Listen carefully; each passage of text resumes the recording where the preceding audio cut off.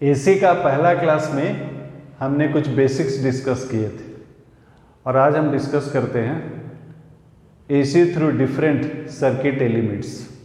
Individually discuss करेंगे। AC को अगर हम सिर्फ रेसिस्टर में डालें तो किस तरह बिहेव करता है, सिर्फ इंडक्टर में डालें तो कैसा होगा, सिर्फ कैपेसिटर में डालें तो कैसा होगा, फिर बाद में कॉम्बिनेशन लेंगे। सो पहला एसी थ्रू प्योर रेसिस्टर। सो एसी का जो सिंबल है ऐसा कुछ आता है, थ्रू प्योर रेसिस्टर।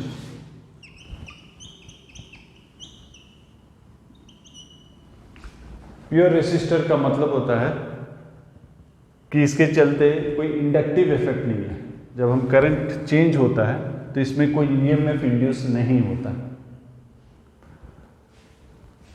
तो एसी जो एसी हम यूज करेंगे वो साइनसोइडल एसी होगा। वोल्टेज जो होगा V = V0 sin omega t, ये हम अप्लाई कर देते हैं across resistor R, right. So current जो है V/R, यानी कि current equal to V0/R sin omega t।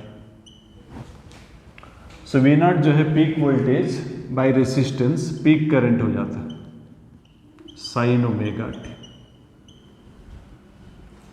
तो वोल्टेज है V = V0 sin omega t, current जो है I = I0 sin omega t, यानी कि वोल्टेज और करंट इनके बीच में फेज डिफरेंस जो है 0 है, दोनों फेज में। कुछ इस तरह से है। सपोज ये आपका वोल्टेज, सो जब वोल्टेज मैक्सिमम होता है यानी कि साइन ओमेगा t 1 हो जाता तो यहाँ पर भी 1 हो जाएगा, करंट भी मैक्सिमम हो जाएगा। उसी तरह जब वोल्टेज 0 हो जाता करंट भी 0 हो जाएगा, दोनों फेज में। एक टाइम पीरियड अगर हम डिस्कस करते हैं इस तरह से। और अगर पावर की बात करते हैं, इंस्टेंटेनियस पावर जो कि V × I होता है। सो 0 से लेकर T/2 तक वोल्टेज भी पॉजिटिव है, करंट भी पॉजिटिव है। So positive into positive positive होगा, ऐसा कुछ होगा पावर। उसके बाद T/2 से लेकर T तक दोनों नेगेटिव है, तो प्रोडक्ट पॉजिटिव ही होगा।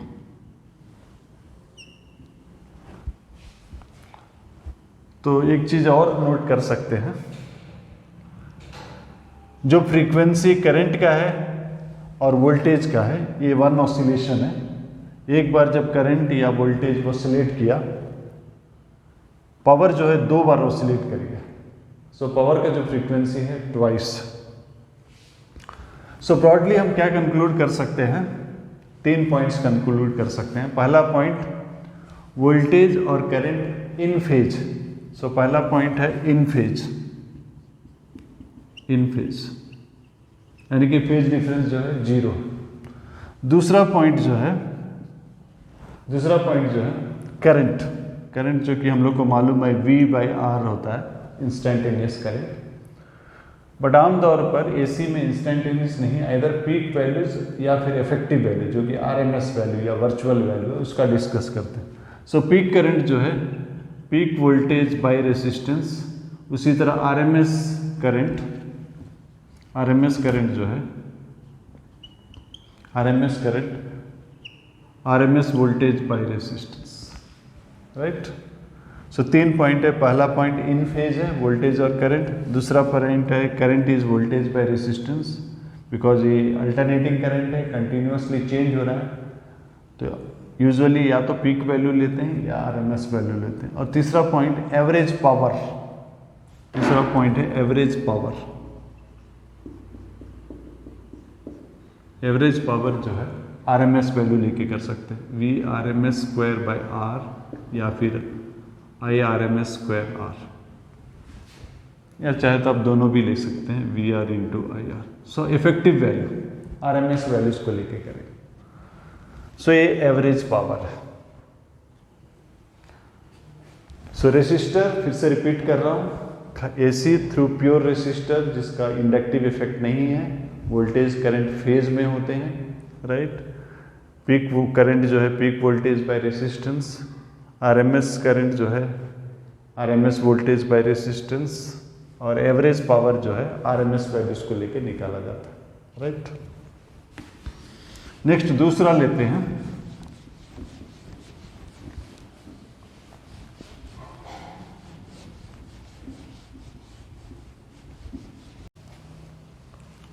नेक्स्ट है AC through pure inductor. Pure inductor का मतलब ओमिक रेसिस्टेंस जो है 0। सो एसी है, इसको हम प्योर इंडक्टर में अप्लाई करते हैं जिसका सेल्फ इंडक्टेंस है L। सो इसमें जो करंट को अपोज करेगा बिकॉज ऑफ ईएमएफ इंड्यूस्ड। आपको मालूम है लेंजेस लॉ, ईएमएफ इंड्यूस्ड जो है direction of induced current is so as to oppose the cause. So जब ग्रोथ होते रहेगा तो ग्रोथ को अपोज करेगा, जब फॉल होते रहेगा वोल्टेज का या करंट का उसको अपोज करेगा। तो sinusoidal voltage V equal to V not sine omega T apply कर देते हैं। ये प्योर इंडक्टिव सर्किट है,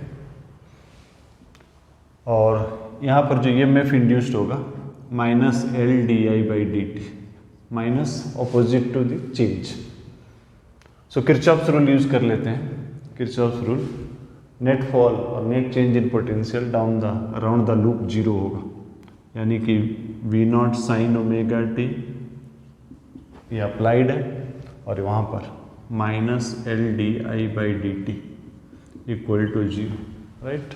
एक साइड ले जाते हैं, L D I by D T जो है V not sine omega T, right. So D I equal to V not by L sine omega T, V not by L sine omega T D T. So दोनों side integration कर देते हैं। Integration करने से कितना आएगा, I equal to V not, sine का integration क्या होता है minus cos omega T, T का कोफिशिएंट ओमेगा है, सो ओमेगा डिवाइड हो जाएगा, ऑलरेडी एक L था, प्लस C। सो C जो है इसका डायमेंशन सेम एज करंट होना चाहिए। तो C का वैल्यू क्या हो सकता है, हमने जो वोल्टेज अप्लाई किया वो सिमेट्रिकली ऑसिलेट कर रहा है about zero, not origin, about zero symmetrically oscillate कर रहा है। सो हम एक्सपेक्ट कर सकते हैं करंट भी ऑसिलेट करेगा सिमेट्रिकली अबाउट जीरो। इसका मतलब जो है C जो है 0 होगा, राइट। सो C 0 हो जाएगा, यानी कि I जो है minus V naught omega L cos omega T. Voltage sine में है, कंपेयर करने के लिए इसको भी साइन में ले आते हैं, तो ये हो जाएगा I equal to V naught omega L sine omega T minus 90। So आप कंपेयर कर सकते हैं, ये ओमेगा टी है और ये जो है omega T minus pi by 2। सो इसका फेज ओमेगा टी, इसका phase omega T minus pi by 2, तो इनके बीच का फेज डिफरेंस जो है पाई बाई 2। और ये जो है इसका डायमेंशंस करेक्ट का होना चाहिए। सो ये जो है I not equal to V not by omega L, right. So ये ओमेगा एल का डायमेंशन रेसिस्टेंस का होना चाहिए। सो इसको हम डिनोट करते हैं एक्सएल, जो कि ओमेगा एल, ओमेगा आपको मालूम है 2 पाई इंटू फ्रीक्वेंसी। सो एक्सएल को बोलते हैं इंडक्टिव रिएक्टेंस। सो इसका डायमेंशन जो है रेसिस्टेंस का। सो पीक करंट जो है V not by omega L है। तो यहां हम क्या क्या कंक्लूड कर सकते हैं, पहला वोल्टेज और करंट फेज में नहीं है। कौन लीड कर रहा है, वोल्टेज लीड कर रहा है, वोल्टेज लीड कर रहा है करंट से पाई बाई 2, राइट। नेक्स्ट चलिए पहले डायग्राम बना लेते हैं, वोल्टेज का। इस तरह से ये वोल्टेज है,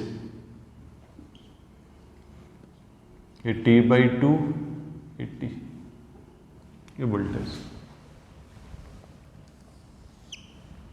करंट लैग कर रहा है, यानी कि वोल्टेज जब जीरो है, यानी कि ओमेगा टी जब जीरो है, so sine minus 90, sine minus 90 कितना होता है, साइन माइनस 90 -1।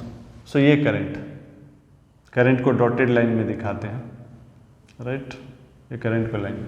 फिर ये जब ओमेगा टी 90 हो जाएगा, ये जीरो हो जाएगा, ऐसा कुछ आएगा, 90 डिग्री का डिफरेंस आएगा।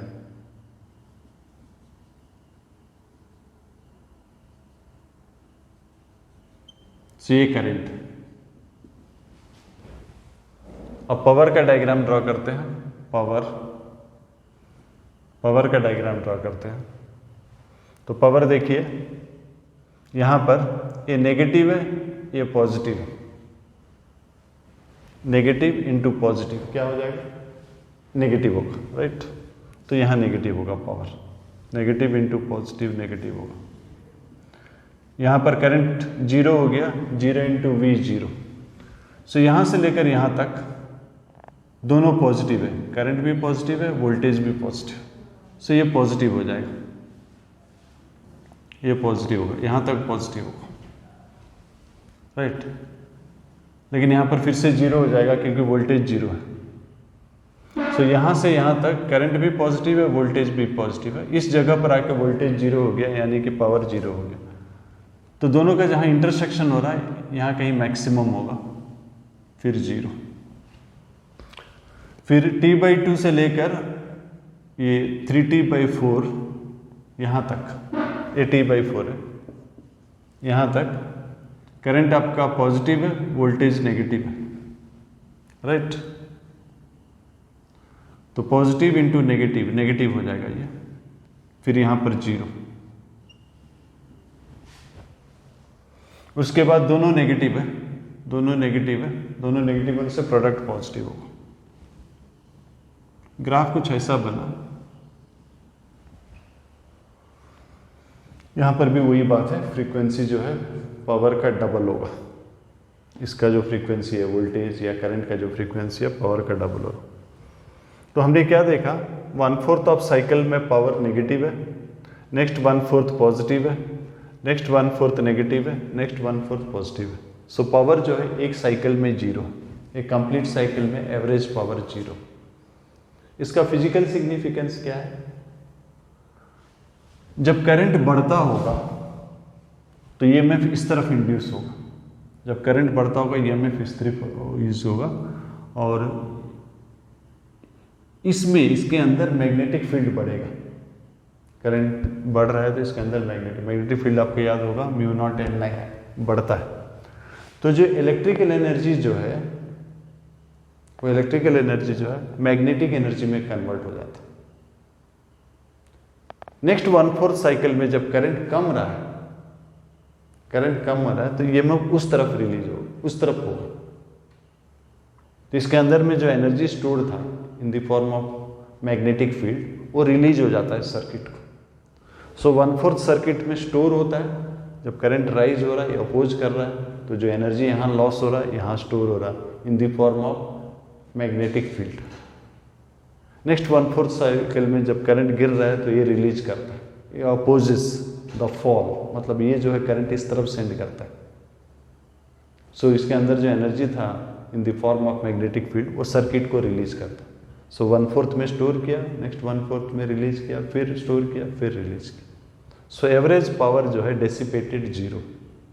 सो यहाँ पर भी वही तीनों बात हम डिस्कस कर लेते हैं। पहला बात जो है वोल्टेज जो है लीड कर रहा है, वोल्टेज लीड कर रहा है करंट बाई π/2। दूसरा बात है करंट को वहाँ पर हम लिखे थे रेसिस्टर में I = V/R, यहाँ पर I लिखेंगे, I हो जाएगा V/XL, इंडक्टिव रिएक्टेंस, राइट। तो यूजुअली हम क्या लिखते हैं, I0 पीक वैल्यू या RMS वैल्यू। सो पीक वैल्यू हो जाएगा V0/XL, RMS वैल्यू हो जाएगा VR/XL। एक्सेल। ये दूसरा पॉइंट है। तीसरा पॉइंट जो है पावर का है, 1/4 में स्टोर करता है, नेक्स्ट 1/4 में रिलीज करता है, फिर स्टोर करता है, फिर रिलीज करता है, कहीं एनर्जी डिसिपेट नहीं होता। सो एवरेज पावर डिसिपेटेड जो है 0, राइट। सो ये था प्योर इंडक्टर। नेक्स्ट कैपेसिटर लेते हैं।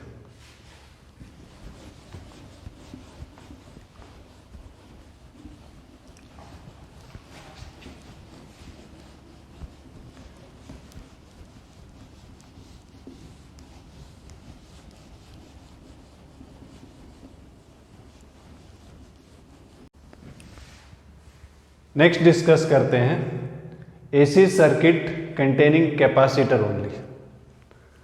सो एसी है, सिर्फ कैपेसिटर, राइट। वोल्टेज वही sinusoidal voltage V0 sine omega T, इसको अप्लाई करते हैं, राइट। सो चार्ज क्या हो जाता है, कैपेसिटेंस मान लेते हैं C है, चार्ज हो जाएगा CV, यानी कि CV0 sign omega T. Current जो है dQ/dt, सो डेरिवेटिव कर दीजिए, CV0 साइन का derivative cos omega T, chain rule use कीजिए, ओमेगा टी का डेरिवेटिव ओमेगा यहां लिख सकते हैं, राइट। सो करंट जो है वोल्टेज बाई समथिंग, वो जो समथिंग है उसका डायमेंशन रेजिस्टेंस का होगा। सो करंट हो जाएगा V0 by something 1/ωc cos omega T. तो दो बात है, ये जो है डायमेंशन जो है रेजिस्टेंस का होगा, और ये कॉस में है, यहाँ साइन में, तो कंपैरिजन के लिए इसको भी साइन में ले आते हैं।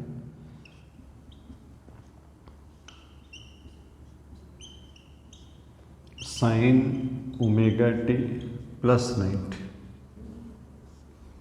इस बार करंट लीड कर रहा है, करंट का जो फेज है 90 डिग्री लीड कर रहा है, और ये जो है इसका डायमेंशन जो है डायमेंशंस ऑफ रेजिस्टेंस होगा, इसको XC डिनोट करते हैं, 1/ωc, ओमेगा यानी कि 2π फ्रीक्वेंसी। सो ये जो है कैपेसिटिव रिएक्टेंस, राइट। तो फिर से वही 3 पॉइंट डिस्कस कर लेते हैं। पहला पॉइंट क्या है, करंट लीड कर रहा है, पिछले बार वोल्टेज लीड किया था, इस बार करंट लीड कर रहा है, राइट। डायग्राम ड्रॉ कर लेते हैं, ये वोल्टेज है, करंट लीड कर रहा है, ये T/2 ये T। सो करंट लीड कर रहा है, π/2 लीड कर रहा है। सो करंट कुछ ऐसा होगा, ये current. So current leads voltage by π/2, पहला पॉइंट है। दूसरा जो है करंट जो है V/XC, यानी कि अगर आपको पीक करंट चाहिए V0/XC, RMS करंट चाहिए VR/XC। XC क्या है, कैपेसिटिव रिएक्टेंस। तीसरा एवरेज पावर जो है 0 होगा, इसमें भी आप देख सकते हैं, फर्स्ट 1/4 दोनों पॉजिटिव है, सो पावर पॉजिटिव होगा। नेक्स्ट वन फोर्थ ये नेगेटिव है, ये पॉजिटिव है, ये नेगेटिव है, तो कुछ ऐसा होगा, फिर पॉजिटिव फिर negative. So average power over a cycle जो है 0 है, no power is dissipated. So पहले जब करंट इधर जाने लगता है तो ये चार्ज होता है, सो जो इलेक्ट्रिकल एनर्जी जो है इलेक्ट्रोस्टैटिक एनर्जी में बदल जाता है, इलेक्ट्रिक फील्ड में स्टोर हो जाता है। सो 1/4 ऑफ द साइकिल में इलेक्ट्रिक फील्ड का फॉर्मेशन होता है, नेक्स्ट 1/4 में इलेक्ट्रिक फील्ड कोलैप्स होता है, यानी कि यहाँ जो एनर्जी था वो वापस सर्किट को मिल जाता है। फिर नेक्स्ट 4th में दूसरी तरफ इलेक्ट्रिक फील्ड फॉर्म होता है, फिर से कोलैप्स होता है। सो एवरेज पावर डिसिपेटेड जो है 0 है। सो हमने क्या देखा, रेसिस्टर में करंट और वोल्टेज फेज में है, और उसमें पावर डिसिपेट हो रहा है, सिर्फ रेसिस्टर में डिसिपेट हो रहा है। आप आई स्क्वायर आर या वी स्क्वायर बाई आर जो कि आरएमएस वैल्यूज लेके लिख करना चाहिए। लेकिन इंडक्टर और कैपेसिटर दोनों में भी एवरेज पावर डिसिपेटेड जो है इन द सर्किट 0 है। इंडक्टर में वोल्टेज लीड कर रहा था बाई पाई बाई 2 और कैपेसिटर में करंट लीड कर रहा है। ठीक है, अब तीनों को मिला के डिस्कस करते हैं।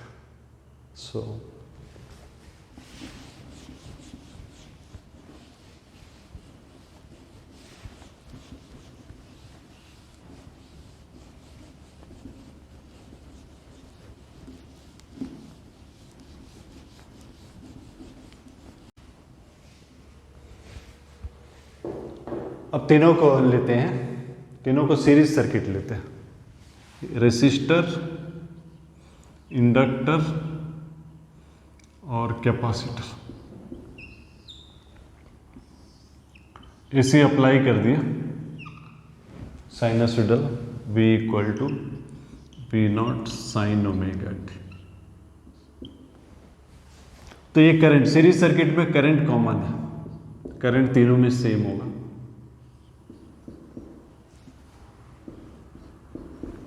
सीरीज सर्किट में हम करंट को रेफरेंस लेते हैं, सेम होता है। रेसिस्टर है, इंडक्टर है, ये कैपेसिटर। रेसिस्टर में करंट और वोल्टेज जो है फेज में होता है। सो यहाँ जो वोल्टेज है आरएमएस वैल्यू, ये हमने अप्लाई किया, लेकिन हम आरएमएस वैल्यू को लेकर सॉल्व करते हैं। इंस्टेंटेनियस वैल्यू जो है V equal to V1 plus V2 plus V3 fine. लेकिन जो पीक वैल्यू या पीक वैल्यू जो है एक ही समय पे अटेन नहीं करता है, अलग अलग समय पे अटेन करता है।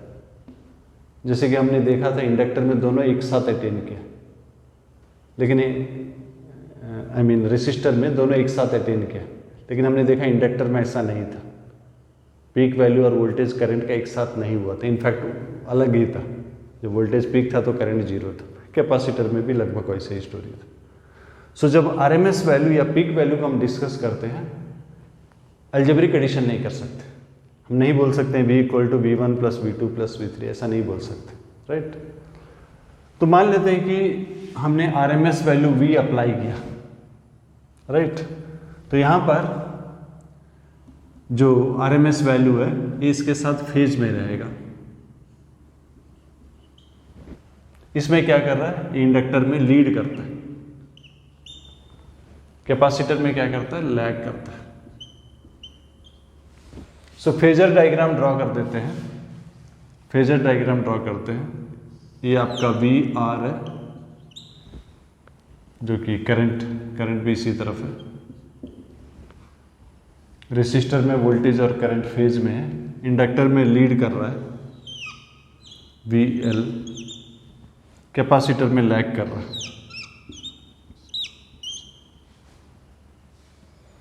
सो ये दोनों आउट ऑफ फेज, 180 डिग्री का डिफरेंस। मान लेते हैं VL ज़्यादा है, सो नेट हो जाएगा VL minus VC। So net हो जाएगा VL minus VC, VL minus VC। सो अप्लाइड वोल्टेज जो है ये V, अप्लाइड वोल्टेज V जो है या फिर V स्क्वायर जो है VR square plus VL minus VC square, right. So V square series circuit है, करंट कॉमन है। सो VR जो है I इंटू R,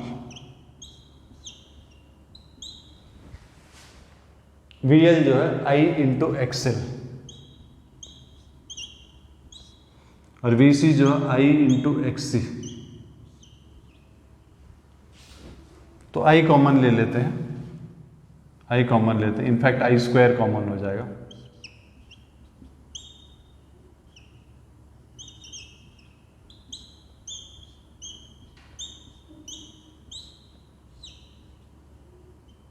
तो ये हो गया, यानी कि I कितना हो गया, I हो गया V by root over R square plus XL minus XC whole square. So current जो होता है वोल्टेज बाय समथिंग, उस समथिंग का डायमेंशन जो है रेसिस्टेंस का डायमेंशन होता है। सो ये इफेक्टिव रेसिस्टेंस हो गया, इफेक्टिव रेसिस्टेंस हो गया। इसको इम्पीडेंस बोलते हैं। I equal to V by Z, Z जो है R square plus XL minus XC whole square root over,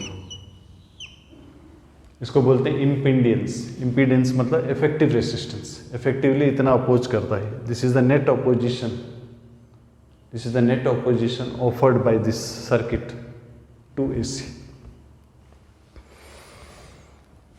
सो पहला बात करंट हो गया। दूसरा ये एंगल, इस बार वोल्टेज और करंट जो है पिछला दो केसेस पे रेसिस्टर में फेज में था, इंडक्टर में वोल्टेज लीड कर रहा था बाय 90 डिग्री, कैपेसिटर में करंट लीड कर रहा था। यहाँ पर कौन लीड कर रहा है? अगर VL ज़्यादा है, VL कब ज़्यादा होगा? जब XL ज़्यादा होगा। VL यानी कि I इंटू एक्सएल। याद रखिए हम सब RMS वैल्यू का बात कर रहे हैं। सो VL जो है I इंटू एक्सएल और VC I into XC। So XL अगर XC से ज़्यादा है तो वोल्टेज अक्रॉस इंडक्टर ज़्यादा होगा। In that case voltage lead करेगा करंट से। वही अगर XC ज़्यादा है तो डायग्राम कुछ ऐसा इधर होता, इस बार वोल्टेज लैग करता है यानी कि करंट लीड करता। सो ये जो फेज एंगल है, फेज एंगल आप tan से निकाल सकते हैं, tan से निकाल सकते हैं या cos से भी निकाल सकते हैं। Phase angle cos phi equal to VR by V। VR क्या होगा? I इंटू R और V होगा I into Z. So R by Z. अब चाहे तो tan से भी निकाल सकते हैं। tan phi equal to VL minus VC, ये वाला VL माइनस VC है, VL minus VC by VR। So phi है फेज एंगल, राइट। और पावर कहाँ डिसिपेट होता है? पावर सिर्फ रेसिस्टर में डिसिपेट होता है। सो पावर कितना है? Voltage across resistor into current. So voltage across resistor क्या होगा? V cos phi, V cos phi. So VI cos phi. So power जो है RMS value, applied RMS value voltage, RMS current into cos phi. cos phi को बोलते हैं power factor. जैसे कि हमने देखा cos फाई जो है R by Z, power factor, right. So power सिर्फ रेसिस्टर में डिसिपेट होता है, यहाँ स्टोर होता है लेकिन वही 1/4 ऑफ साइकिल में स्टोर होता है, फिर रिलीज हो जाता है। यहाँ पर भी वही होता है, यहाँ मैग्नेटिक फील्ड में स्टोर होता है, यहाँ इलेक्ट्रिक फील्ड में स्टोर होता है। 1/4 में स्टोर होता है, नेक्स्ट 1/4 में रिलीज होता है, फिर स्टोर होता है, फिर रिलीज होता है। एवरेज पावर डिसिपेटेड इसमें और इसमें जीरो, सिर्फ इसमें डिसिपेट होता है। तो इसको क्वेश्चन में खाली R और C भी दिया हो सकता है, R और L भी दिया हो सकता है, या L और C भी दिया हो सकता है, right.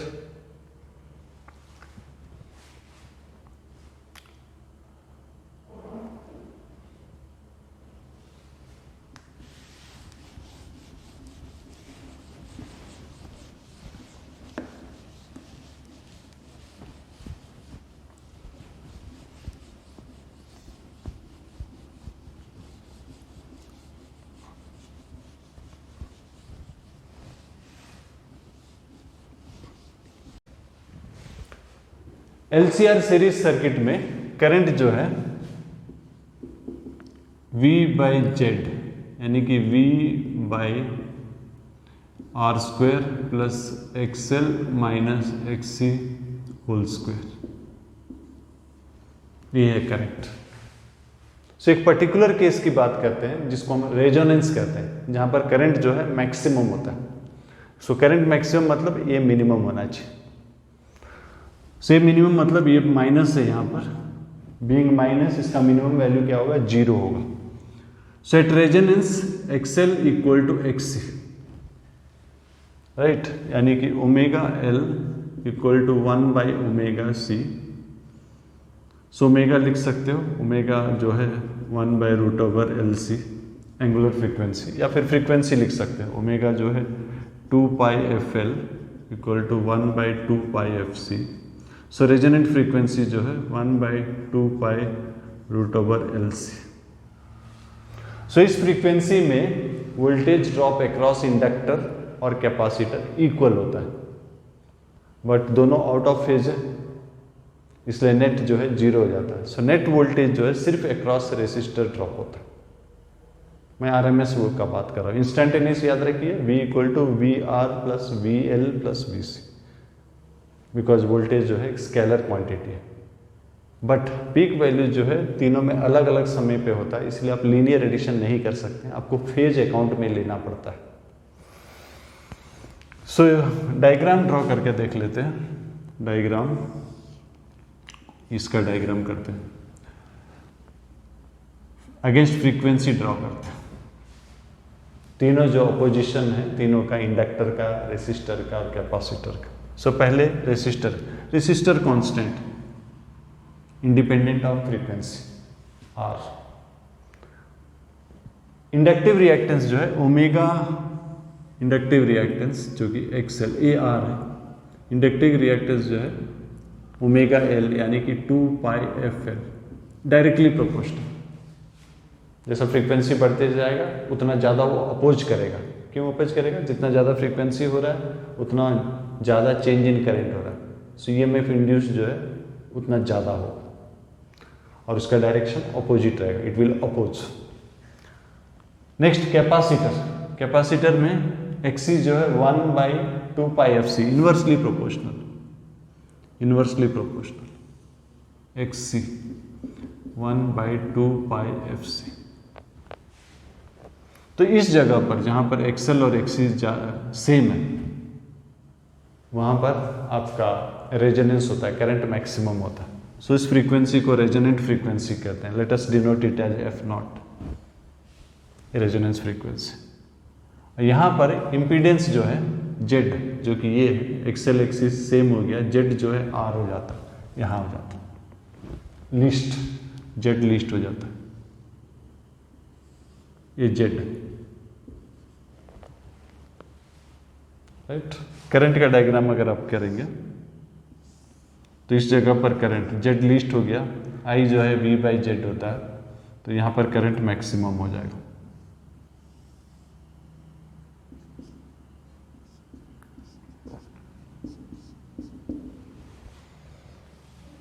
So position of different circuit elements जो है अलग अलग है। रेसिस्टेंस फ्रीक्वेंसी इंडिपेंडेंट है, डायरेक्टली प्रोपोर्शनल टू फ्रीक्वेंसी है इसका opposition, due to inductance, due to capacitance inversely.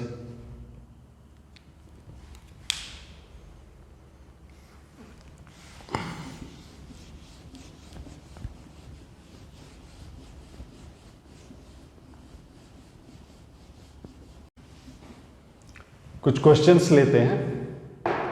सो पहला क्वेश्चन है V equal to 100 sign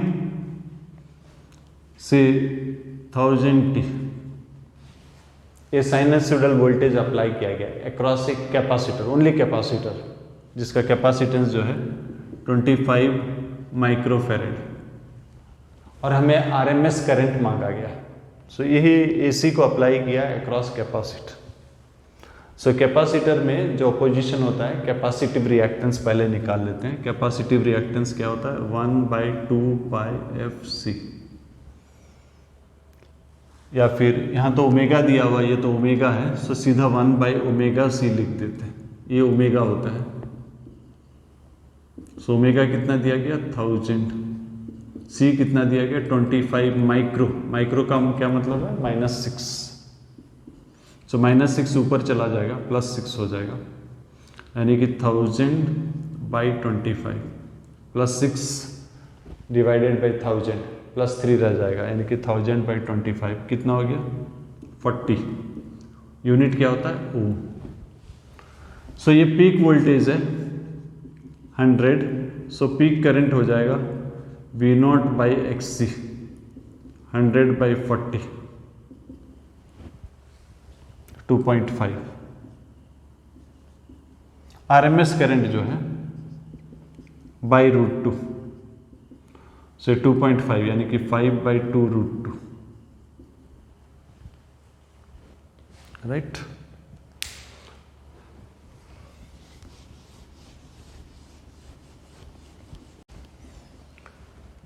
so खाली ये सर्किट जो है खाली कैपेसिटर था, इसी तरह खाली इंडक्टर भी होगा तो आप निकाल सकते हैं। अब मिला के लेते हैं एल और आर। तो ये वोल्टेज हम अप्लाई कर देते हैं, से 100 sin 1000, ये वोल्टेज है, वोल्ट में है। और रेसिस्टर मान लेते हैं 40 ओम, राइट। और ये इंडक्टेंस जो है से 30 मिली हेनरी। आपको एवरेज पावर निकालना है। सो पहले एक्सेल निकाल लेते हैं। एक्सेल होता है ओमेगा एल, ओमेगा जो ये है 1000, एल जो है 30 मिली, मिली मतलब -3, सो ये 30 ओम हो गया। आर हम जेड निकाल लेते हैं, जेड होता है R² plus XL minus XC whole square √। C नहीं है, C 0 है, सो XL हो गया 30, ये हो गया 40, सो 30² प्लस 40² 50 हो गया। सो करंट हो जाएगा V/Z। V कितना है, ये V0 है, सो ये I0 हो जाएगा। V0 है 100/50 यानी कि 2 एम्पेयर। सो पावर जो है I²R, RMS वैल्यू लेना, पीक वैल्यू लेने से पीक वैल्यू होता है, RMS वैल्यू होता है peak value by √2, so by √2 यानी कि 2R। सो I0 हो गया 2² 4/2 और R हो गया 40, सो ये हो गया 80 वाट। क्या हम पावर में ये वाला यूज कर सकते थे, V²/R? कर सकते हैं, बिल्कुल कर सकते हैं। ये RMS वैल्यू लेना पड़ेगा, यानी कि इसका RMS नहीं, ये RMS जो है अक्रॉस रेसिस्टर लेना पड़ेगा। दिस इज द टोटल, ये पीक वैल्यू है, इसको बाई √2 करने से टोटल RMS आएगा, वो हमको नहीं चाहिए अक्रॉस, क्योंकि पावर जो है सिर्फ रेसिस्टर में डिसिपेट होता है, इंडक्टर में डिसिपेट नहीं होता।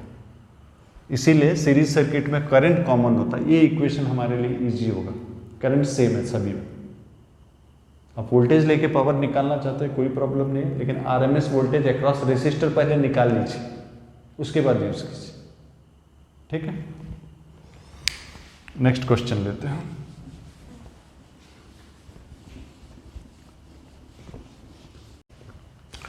सो ये क्वेश्चन LR सर्किट का था। अब RC सर्किट ले लेते हैं। मान लेते हैं कि पीक वोल्टेज जो है वो 200 वोल्ट दिया गया, RMS पीक वोल्टेज 200 वोल्ट दिया गया, और रेसिस्टर मान लेते हैं से 40 ओम। इस बार फेज एंगल दिया गया, फेज एंगल जो है tan इनवर्स 3/4, और कहा गया कि सर्किट जो है RC सर्किट है, सीरीज सर्किट, राइट। और हमको एवरेज पावर निकालना है। तो यही डाटा हमारे पास है। पहले डायग्राम बना लेते हैं। सीरीज सर्किट है, कॉमन। रेसिस्टर में वोल्टेज जो है इन फेज रहता है विथ करंट, राइट। और कैपेसिटर में करंट लीड करता है, यानी कि वोल्टेज लैग करता है। ये VC, या फिर इधर ड्रॉ कर दीजिए, ये VC से अप्लाइड वोल्टेज।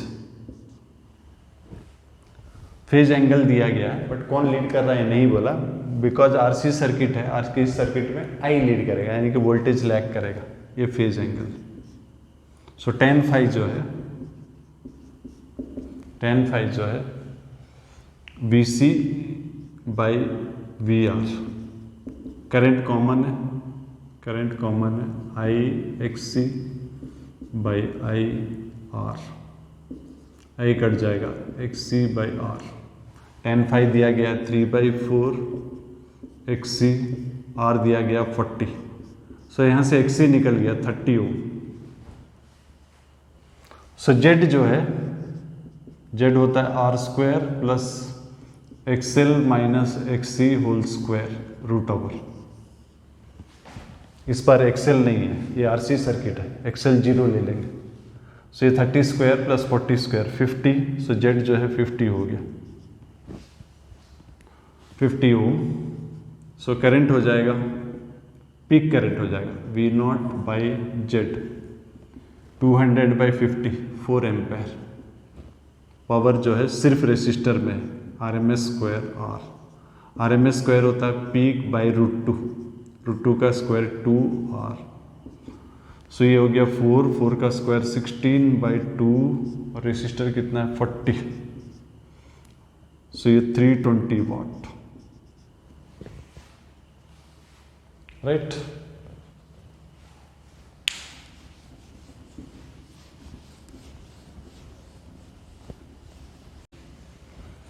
सो एक बार हमने L और R को लिया, एक बार C और R को लिया। अब तीनों है, तीनों से है, यानी कि आपके पास रेसिस्टर भी है, इंडक्टर भी है, कैपेसिटर भी है।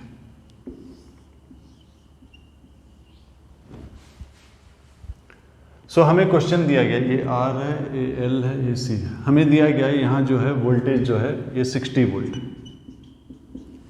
क्या वोल्टेज? Instantaneously RMS value. और यहाँ पर वोल्टेज दिया गया है, मान लेते हैं यहाँ दिया गया 140 वोल्ट, राइट। और यहाँ पर दिया गया है से RMS वैल्यू, यहाँ पर भी दिया गया 60 वोल्ट। तो हमें पूछा गया जो वोल्टेज हमने अप्लाई किया है उसका RMS वैल्यू क्या है, राइट। सो ये सीरीज सर्किट है, I सेम होगा। ये आपका VR जो है 60 है, राइट। VL लीड कर रहा है, VL कितना है 140, VC लैग कर रहा है 60। सो 140 VL VC 60, दोनों out of phase. So difference हो जाएगा 140 माइनस 60, कितना आ जाता है 80। सो ये आपका हो जाएगा VL माइनस VC, यानी कि 80। ये 60 है, ये 80 है। सो अप्लाइड वोल्टेज कितना हो गया 60² प्लस 80², यानी कि 100। और फेज एंगल क्या हो जाएगा, tan अगर यूज करोगे तो 8/6, यानी कि 4/3, tan इनवर्स 4/3। कौन लीड कर रहा? वोल्टेज लीड कर रहा। Voltage leads the current by tan inverse 4/3।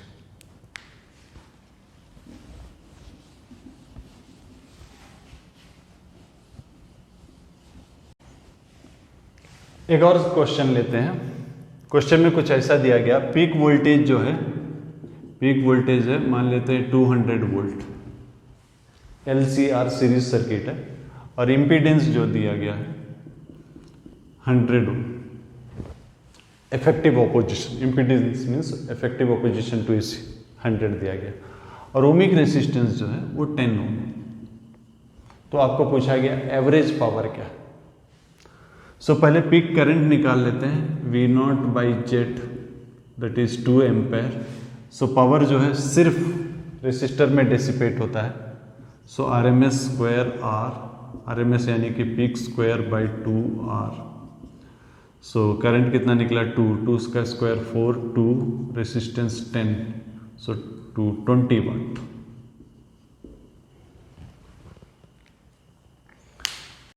ये कुछ बेसिक क्वेश्चंस हमने किया। नेक्स्ट क्लास में सिर्फ क्वेश्चंस होगा।